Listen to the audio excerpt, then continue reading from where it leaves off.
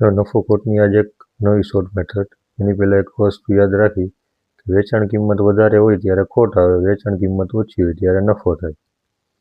પહેલી રકમ આપણને આપેલી છે 15 પેનની વેચાણ કિંમત એ 12 પેનની મૂળ કિંમત જેટલી હોય તો નફો કે ખોટની ટકાવારી કેટલી? તો 15 પેનની વેચાણ કિંમત 12 પેનની મૂળ કિંમત કરતાં વધારે છે, વેચાણ કિંમત વધારે છે એટલે એમાં ખોટ આવશે. તો 15 - 12 ડિફરન્સ કેટલો? 3.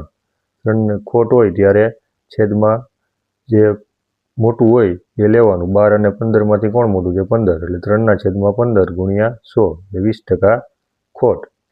એવી જ રીતે બીજી રકમ છે 15 પેનની મૂળ કિંમત 12 પેનની વેચાણ કિંમત જેટલી હોય તો નફો કે ખોટની ટકાવારી કેટલી? તો એમાં વેચાણ કિંમત ઓછી છે એટલે નફો થશે. નફો હોય તો છેદમાં કઈ નાની રકમ લેવાની. 15 - 12 ડિફરન્સ કેટલો? 3. 3/12 ગુણ્યા 100 એટલે 25% નફો. તો નફો ખોટની આજે એક નવી શોર્ટ મેથડ. એની પહેલાં એક વસ્તુ યાદ રાખી કે વેચાણ કિંમત વધારે હોય ત્યારે ખોટ આવે, વેચાણ કિંમત ઓછી હોય ત્યારે નફો થાય. પહેલી રકમ આપણને આપેલી છે 15 પેનની વેચાણ કિંમત એ 12 પેનની મૂળ કિંમત જેટલી હોય તો નફો કે ખોટની ટકાવારી કેટલી? તો 15 પેનની વેચાણ કિંમત 12 પેનની મૂળ કિંમત કરતાં વધારે છે, વેચાણ કિંમત વધારે છે એટલે એમાં ખોટ આવશે. તો 15 - 12 ડિફરન્સ કેટલો? 3.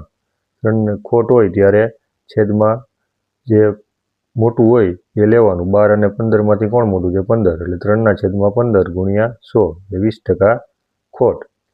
એવી જ રીતે બીજી રકમ છે 15 પેનની મૂળ કિંમત 12 પેનની વેચાણ કિંમત જેટલી હોય તો નફો કે ખોટની ટકાવારી કેટલી? તો એમાં વેચાણ કિંમત ઓછી છે એટલે નફો થશે. નફો હોય તો છેદમાં કઈ નાની રકમ લેવાની. 15 - 12 ડિફરન્સ કેટલો? 3.